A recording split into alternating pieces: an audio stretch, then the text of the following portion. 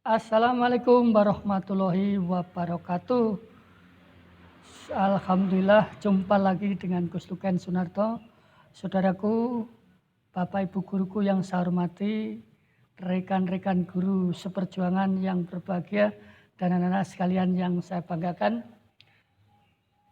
Pada kesempatan ini, setelah saya menyampaikan 10 jenis kata pada hari-hari kemarin, maka akan saya sampaikan perihal sintaksis pola kalimat dalam bahasa Indonesia. Oke, saudaraku, apa dan bagaimana pola kalimat dalam bahasa Indonesia? Mari kita lihat paparan berikut ini. Saudaraku, dalam ilmu bahasa kita mengenal 4 kajian keilmuan, yaitu fonologi, kemudian morfologi, sintaksis, dan semantik. Fonologi adalah ilmu yang mempelajari bunyi-bunyi bahasa. Jadi mulai dari bunyi A, B, dan seterusnya, sampai dengan bunyi-bunyi yang membedakan arti. Kemudian ilmu yang mempelajari bentuk dari sebuah kata, afiksasi, mulai dari kata dasar sampai dengan kata perimbuhan, ini dipelajari oleh morfologi. Sementara makna dari sebuah kata akan dipelajari oleh ilmu semantik, sedangkan tata kalimat mulai dari klausa, penataan intonasi, dan seterusnya dipelajari oleh ilmu yang namanya sintaksis. Oke. Perlu kita ingatkan sekali lagi bahwa satuan bunyi bahasa mulai dari yang terkecil hingga yang besar secara berurutan saya sebutkan. Fon, satu bunyi, dan fonem, ini yang dipelajari oleh fonologi, yaitu bunyi-bunyi bahasa. Kemudian gabungan dari beberapa bunyi atau huruf namanya adalah morf atau morfem, dipelajari oleh morfologi, termasuk di sana adalah kata-kata perimbuhan, nanti mulai dari kata, kemudian kelompok kata, frasa, lalu paparan dari klausa, kemudian kalimat, lalu gugus kalimat, kemudian paragraf dan wacana akan dipelajari oleh ilmu sintaksis. Oke. Secara umum demikian tentang keilmuan. Nah, mari secara khusus kita lihat seperti apa materi dari sintaksis ini. Oke. Pengaturan kata dalam kalimat ini diatur oleh ilmu yang namanya sintaksis, dipelajari oleh sintaksis. Struktur sintaksis terdiri dari satuan kelompok kata yang menduduki jabatan atau yang berfungsi sintaksis, yaitu subjek atau disingkat S, predikat atau disingkat P, objek atau disingkat O, keterangan atau disingkat K. Nah, di samping objek juga masih ada istilah lagi pelengkap. Nah, itu. Kemudian ada kategori sintaksis, yaitu jenis-jenis kata, seperti 10 jenis kata yang kemarin kita pelajari, misalnya nomina atau kata benda, verba atau kata kerja, adjektiva atau kata sifat, numeralia atau kata bilangan, dan sejumlah 10 jenis kata yang kemarin. Lalu tentang perannya, peran dan kata tersebut bisa berperan sebagai pelaku, bisa penerima, penderita. Misalnya di sana sebuah kata bisa berfungsi sebagai objek atau sebagai subjeknya. Kita perhatikan apakah dua kata jika bergabung bisa dikatakan kalimat. Nanti jawabannya adalah tergantung dari struktur sintaksisnya. Apabila sudah ada dua jabatan, maka itu sudah kalimat. Namun jika dua kata tersebut masih mewakili satu jabatan saja, maka dia merupakan frase atau merupakan satu kelompok kata saja. Oke. Baik, kita perhatikan. Gulungan kertas. Nah, apa itu gulungan kertas? Satu jabatan. Bagaimana gulungan kertas? Belum terjawab. Oleh karena itu, kelompok kata dari gulungan kertas hanya bisa menjabat sebagai subjek atau objek saja. Karena itu, kelompok kata gulungan kertas masih dinamakan frasa atau kelompok kata saja. Sementara pada kelompok kata yang kedua, kertas digulung. Nah, apa yang dibahas dalam sesi itu? Kertas. Bagaimana kertas digulung? Apa yang digulung? Kertas. Nah, dengan demikian kata kertas digulung sudah mempunyai dua jabatan. Ya, dari kata kerja digulung, dia menjabat sebagai predikat, sedangkan yang digulung adalah kertasnya yang menjabat sebagai subjeknya. Karena itu, kertas digulung ini merupakan satu klausa yang terdiri atas subjek dan predikat. Nah, kertas digulung atau satu klausa ini akan menjadi kalimat apabila diberi intonasi. Nah, intonasi itu bisa berupa perintah, bisa berupa pertanyaan, atau bisa berupa berita. Misalnya, kertas digulung. Artinya ada seseorang yang mengabarkan bahwa kertas digulung. Berarti kalimat kertas digulung sebagai kalimat berita. Oke. Ini saudaraku tentang perbedaan sama-sama dua kata, namun apakah dia sebagai kelompok kata atau dia sebagai kalimat. Kita cek analisisnya, hasilnya seperti itu. Oke, kita lihat analisis yang kedua. Kami akan membangun rumah yang besar.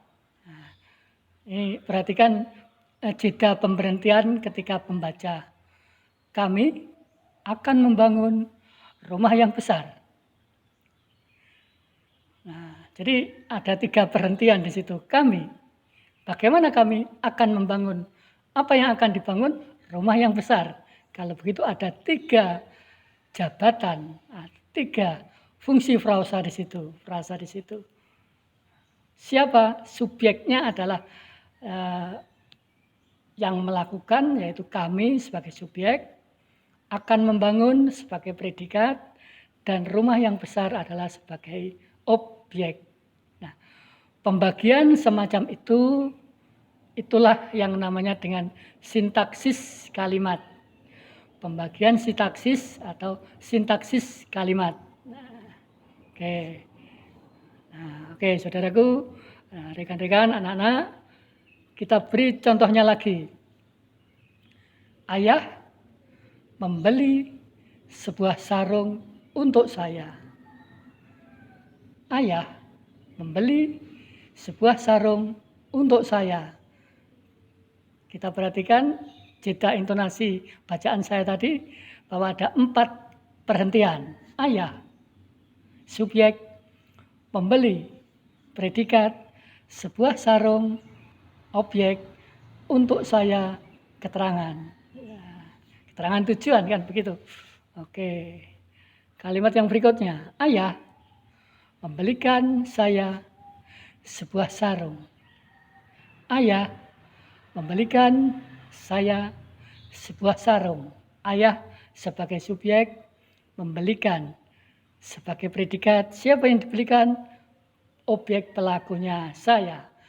Apa yang dibelikan? Sebuah sarung. Jadi subjek, predikat, objek, dan pelengkap di sana. Nah, kalimat yang ketiga. Sebuah sarung dibeli ayah untuk saya. Saya ulang. Sebuah sarung dibeli ayah untuk saya. ada 4 jeda juga. Sebuah sarung sebagai subjek, dibeli sebagai predikat, ayah sebagai objek pelaku, dan untuk saya sebagai keterangan tujuan. Demikian pula untuk kalimat yang keempat, saya dibelikan sebuah sarung oleh ayah. Saya ulang, saya dibelikan sebuah sarung oleh ayah. Saya sebagai subjek, predikatnya adalah dibelikan, sebuah sarung adalah pelengkapnya, pelakunya oleh ayah adalah objek. Nah, itulah saudaraku contoh sintaksis kalimat. Oke. Mari kita lihat ciri dari masing-masing bagian dari sintaksis tadi. Oke. Pertama, fungsi merupakan peran adalah sebuah unsur bahasa di satuan sintaksis yang lebih besar, seperti nomina berfungsi sebagai subjek. Oke. Nah, saudaraku, ketika kita akan menganalisis kalimat, maka setidaknya kita akan paham, tahu kegiatan yang ada di dalam kalimat tersebut. Maka dari itu, kenali dulu kata kerjanya. Ya. Kata kerja ini biasanya berkategori atau berfungsi sebagai predikat. Nah, fungsi induk klausa diduduki oleh predikat atau kata kerja atau verba. Biasanya menyatakan sebuah keadaan, kejadian, atau kegiatan. Nah, peserta yang terlibat tergantung jenis verbanya. Ada peserta itu sebagai argumen, yaitu sebagai subjek maupun sebagai objek. Nah, predikat ini sesuai untuk jawaban dari pertanyaan bagaimana subjeknya. Jadi kalau ada kalimat, kita bertanya siapa yang dibahas dalam kalimat itu, misalnya Mirnawati. Lalu kita tanya, bagaimana Mirnawati? Lah, jawabannya adalah predikatnya. Oke. Ya, baik, kita kenali ciri subjek. Ciri subjek dengan objek ini hampir sama. Nah, subjek berada di depan predikat, sedangkan objek berada di belakang predikat. Oke. Apa yang berada dalam keadaan yang diartikan verba di tempat predikat? Ini sebagai subjek. Apa atau siapa yang mengalami kejadian yang diartikan verba di tempat predikat? Nah, jawabannya adalah subjeknya. Asal letaknya di depan tadi. Apa atau siapa yang melakukan hal-hal yang diartikan verba di tempat predikat? Nah, jabatan subjek biasanya diduduki oleh kategorial nomina atau frase nomina atau jenis kata benda. Oke. Sekali lagi, subjek tempatnya di depan predikat. Nah, yang ketiga, objek merupakan pihak yang mengalami tindakan yang diartikan oleh verba transitif berafiks me atau di. Jadi kalau di belakangnya predikat nanti predikatnya berimbuhan me atau di, maka pastikan di belakang predikat itu sebagai objek. Kategori kata atau jenis kata yang menduduki objek adalah nomina, sama dengan subjek tadi. Nah, di belakang verba transitif aktif tanpa preposisi dapat menjadi subjek dalam kalimat pasif. Jadi misalnya ada kalimat Ida membaca buku. Ida sebagai subjek, membaca sebagai predikat, buku sebagai objek. Ini Ida sebagai kalimat yang menunjukkan kalimat aktif. Ketika dibalik menjadi pasif, maka akan berubah subjeknya. Buku dibaca oleh Ida.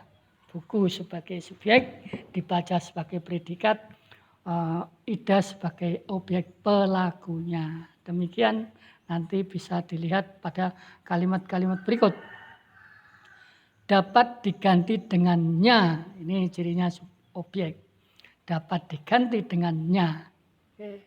Sedangkan pelengkap tidak bisa diganti dengannya. Tidak bisa dibalik menjadi kalimat aktif transitif. Jadi kalau pelengkap ini adanya ada pada aktif intransitif.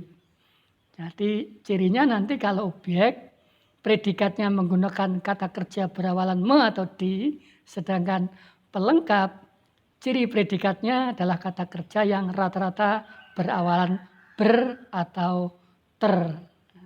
Sekali lagi, untuk pelengkap tidak bisa diganti dengannya, kecuali jika didahului di, ke, dari, dan akan. Oke. Yang terakhir, saudaraku, jabatan, fungsi sebuah frase dalam kalimat adalah sebagai keterangan. Di sana keterangan ini ada yang preposisional sesuai dengan jenis kata keterangan yang ada, situasional, karena kata keterangan bisa menerangkan kelompok kata atau bisa menerangkan kalimat secara keseluruhan. Demikian saudaraku, unsur-unsur sintaksis, ciri dari subjek, predikat, objek, pelengkap, dan keterangan. Selanjutnya untuk analisisnya akan kita bahas di pertemuan selanjutnya. Terima kasih atas segala perhatian. Mohon maaf jika ada kesalahan. Wassalamualaikum warahmatullahi wabarakatuh.